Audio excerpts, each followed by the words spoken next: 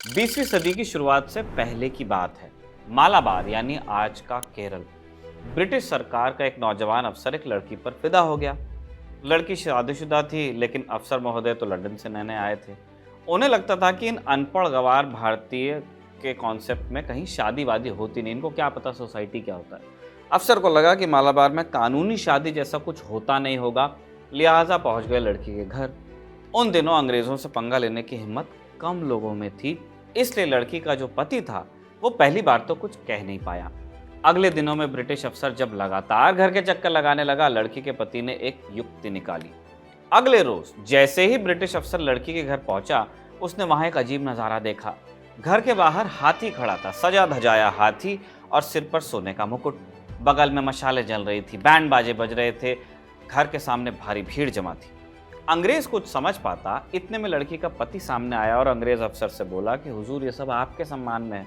मुझे उम्मीद है कि आगे भी जब कभी आप आना चाहें तो मुझे पहले से बता देंगे, ताकि मैं आपके स्वागत का ऐसा ही शानदार इंतजाम कर सकूं। अंग्रेज अफसर हक्का बक्का रह गया। उसने वहां से रफू चक्कर होने की कोशिश की, लेकिन जुलूस उसके पीछे पीछे चला और दूर तक पीछा करता रहा। उस दिन के बाद से अंग्रेज अफसर ने लड़की की तरफ देखने की हिम्मत भी नहीं की। अंग्रेजी राज के दौरान का ये दिलचस्प किस्सा हमें मिला चेट्टूर शंकरन नायर की बायोग्राफी से। ये कौन है? एक वकील जो अंग्रेजों के ज़माने में मद्रास हाईकोर्ट के जज हुए और फिर बने मुवक्किल भी, जिन्होंने लंदन की एक अदालत में पूरे ब्रिटिश सरकारी लाव लश्कर का अकेले सामना किया और जलियांवाला बाग की सच्चाई दुनिया को बता दी। और जब माफ़ी मांगने को उनसे कहा गया तो 500 ब्रिटिश पाउंड यानी आज के हिसाब से लगभग 32 लाख रुपए अंग्रेज जज के मुंह पे मारकर चले आए। अक्षय कुमार की आने वाली फिल्म केसरी चैप्टर 2 इन्हीं चेट्टूर शंकरन नायर की कहानी पर आधारित है। जलियांवाला बाग से इनका क्या कनेक्शन था? ब्रिटिश अदालत में चले मुकदमे में क्या हुआ? क्या थी चेट्टूर शंकरन नायर की असली कहानी? जानेंगे आज के एपिसोड में। नमस्ते, मैं निखिल हूं और आप देख रहे हैं अलिफ लैला, कहानियां आदम से एआई तक।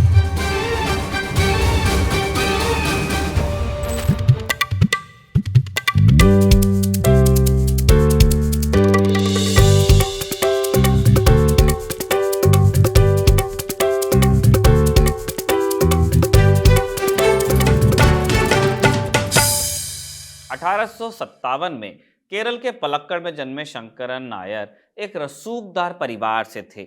उनके दादा ईस्ट इंडिया कंपनी के लिए काम करते थे। मद्रास में पढ़ाई के दौरान ही उन्हें कानून से लगाव हुआ, इसलिए आगे लॉ की पढ़ाई उन्होंने की और वकालत भी की।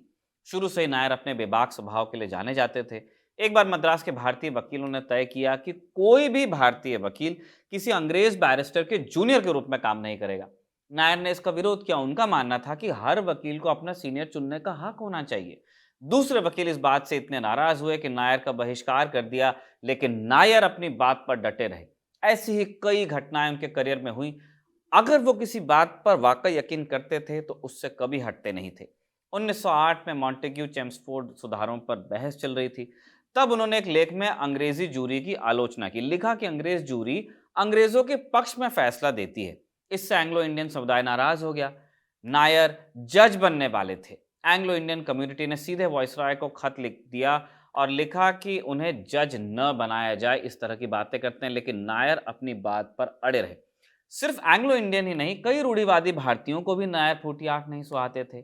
मद्रास हाईकोर्ट का जज रहते हुए उन्होंने कई प्रोग्रेसिव फैसले दिए। मसलन 1914 में बुदासना बनाम फातिमा के केस में उन्होंने एक बड़ी बात कही। उनका फैसला था कि हिंदू धर्म अपनाने वालों को अछूत नहीं माना जा सकता।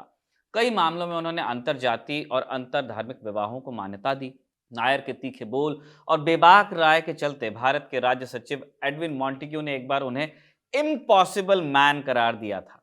मॉन्टेग्यू का कहना था कि यह आदमी बहस के दौरान किसी की नहीं सुनता, न समझौता करता है कभी। इतनी आलोचनाओं के बावजूद मद्रास में नायर का कद बहुत ऊंचा था।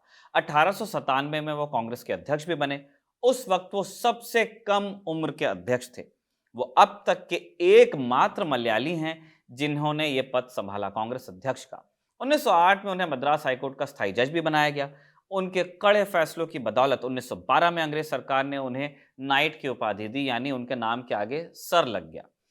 1915 में वो वायसराय की काउंसिल के सदस्य भी बने। नायर मानते थे कि भारतीयों को खुद का शासन चलाने का हक है। पढ़ाई लिखाई हमें भी आती है, एडमिनिस्ट्रेशन हमें भी आता है, लेकिन वो सशस्त्र क्रांति के समर्थक नहीं थे।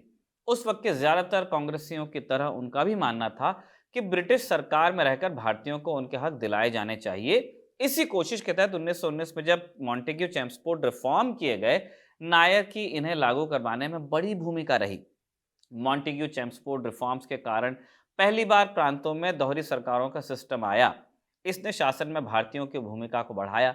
1919 में ही हालांकि वो घटना भी हो गई जिसके बाद ब्रिटिश सरकार नायर की दुश्मन हो गई। 13 अप्रैल 1919 की बात है। जलियांवाला बाग में उस दिन लोग बैसाखी मनाने और रॉलेट एक्ट का विरोध करने के लिए इकट्ठा थे। ये बाग 3 तरफ से ऊंची दीवारों से घिरा था। निकलने का सिर्फ एक रास्ता था। जलियांवाला बाग में उस दिन क्या हुआ, बाद में ब्रिटिश प्रधानमंत्री विंस्टन चर्चिल की जबान से ही आप सुन लीजिए। चर्चिल ने हाउस ऑफ कॉमन्स में अपने बयान में कहा, भीड़ निहत्ती थी, वो किसी पर हमला नहीं कर रहे थे, वो सिर्फ एक सभा कर रहे थे। गोलियां चली तो वो भागने लगे। वहां इतने लोग थे कि एक गोली 3-4 लोगों को छेद देती थी। लोग पागलों की तरह इधर उधर भागे। जब बीच में गोलियां चली तो वो किनारों की ओर भागे। कई लोगों ने खुद को जमीन पर फेंक दिया। फिर जमीन पर भी गोलियां चलाई गई और ये सब 8-10 मिनट तक चलता रहा। तभी रुका जब गोलियां खत्म हो गई। जलियांवाला बाग में हजारों हिंदुस्तानियों की हत्या हुई। इस नरसंहार के पीछे था जनरल रेजिनाल्ड डायर। वो उस वक्त अमृतसर में ब्रिटिश सेना का प्रभारी था, लेकिन वो इकलौता दोषी तो नहीं था। पंजाब के lieutenant governor sir Michael O'Dwyer का भी पूरा हाथ था। सजा किसी को नहीं मिली। डायर की कम से कम नौकरी गई, लेकिन माइकल ओ डॉयर की तरफ उंगली भी नहीं उठाई गई। ओ डॉयर की करतूत दुनिया के सामने लाने वालों में एक बड़ा रोल सर शंकरन नायर का भी था, शायद उधम सिंह का भी था, उस पर भी आएंगे, लेकिन अभी शंकरन नायर के बारे में सुनिए। दरअसल जलियांवाला बाग नरसंहार के बाद से पूरे देश में आक्रोश था। ऐसे में शंकरन नायर ने भी वॉइसराय की काउंसिल से इस्तीफा दिया। ये कहा कि वो ऐसी सरकार का हिस्सा नहीं रहेंगे जो अपने ही लोगों के साथ इतनी बेरहमी से पेश आए। किस बात की सरकार? इस घटना के कुछ समय बाद उन्होंने एक किताब भी लिखी जिसका नाम था गांधी एंड अनाकी। साल 1922 में छपी यह किताब मुख्यतः गांधी के असहयोग आंदोलन की आलोचना से रिलेटेड थी, लेकिन इससे मिर्ची लगी अंग्रेजों को। दरअसल किताब में जलियांवाला नरसंहार का जिक्र करते हुए नायर ने माइकल ओ डॉयर को भी बराबर का जिम्मेदार ठहराया था। चूंकि ये किताब मद्रास हाईकोर्ट के एक पूर्व जज ने लिखी थी जो वायसराय काउंसिल में मेंबर भी रह चुके थे, लिहाजा लंदन में भी चर्चा हुई। जलियांवाला बाग के लिए दुनिया अभी तक जनरल डायर को जिम्मेदार मानती थी। अब वही बदनामी माइकल ओ डॉयर के मत्थे आ रही थी। अपनी साख पर आंच आते देख माइकल ओ डॉयर ने नायर पर मानहानि का मुकदमा किया। केस की शुरुआत ही ऐसे की गई जैसे माइकल ओ डॉयर कोई हीरो हो। ओ डॉयर के वकील ने दावा किया कि ओ डॉयर ने एक बड़े विद्रोह को रोका, जबकि हंटर कमीशन की रिपोर्ट साफ कहती थी कि बगावत या कॉन्स्पिरेसी की कोई बात ही नहीं थी। शंकरन नायर की तरफ से केस लड़ने वाले वकील का नाम था सर वॉल्टर श्वाबे। उन्होंने अदालत को यह भी बताया था कि न सिर्फ बगावत की कोई बात नहीं थी, कोई एविडेंस भी हंटर कमीशन ने नहीं दिया था। अब ये जो वॉल्टर श्वाबे थे, हाल ही में मद्रास हाईकोर्ट के चीफ जस्टिस के पद से रिटायर होकर इंग्लैंड वापस आए थे। उन्होंने नायर के बचाव की कोशिश की, लेकिन उल्टा उनकी वफादारी पर सवाल खड़े कर दिए गए। नायर अपनी आत्मकथा में लिखते हैं, मुकदमा शुरू होने के 2 ही दिन बाद एक अनोखी बात हुई। केस के जज हेनरी मकार्डी ने नायर के वकील से ही सवाल शुरू कर दिया। मकार्डी ने श्वाबे से पूछा कि क्या वो ये साबित करना चाहते हैं कि जलियांवाला बाग में भीड़ पर गोली चलाने का जनरल डायर का फैसला सही था या गलत। इस केस का फैसला 12 सदस्यों वाले जूरी पैनल को करना था। नायर बताते हैं कि जज ने ज्यूरी के सदस्यों को प्रभावित करने की पूरी कोशिश की। जज ने ज्यूरी की ओर मुखातिब होकर कहा कि हो सकता है कि गंभीर हालत में एक आदमी को ऐसा कदम भी उठाना पड़े जो हमें लंदन में बैठकर बुरा लगता हो, लेकिन वो दुनिया के हित में जरूरी कदम थे। आप याद कर लीजिए, एक नरसंहार की बात हो रही है। पूरे मुकदमे के दौरान मकार्डी ऐसी ही टिप्पणियां करते रहे। मुकदमा पूरे 5.5 हफ्ते चला और अपने टाइम का ये सबसे लंबा चलने वाला सिविल केस था जिसकी अखबारों में खूब चर्चा हुई। अदालत में लोगों की भीड़ जमा थी। कई बड़े बड़े लोग केस को सुनने आए, जिनमें बीकानेर के तत्कालीन महाराजा गंगा सिंह भी शामिल थे।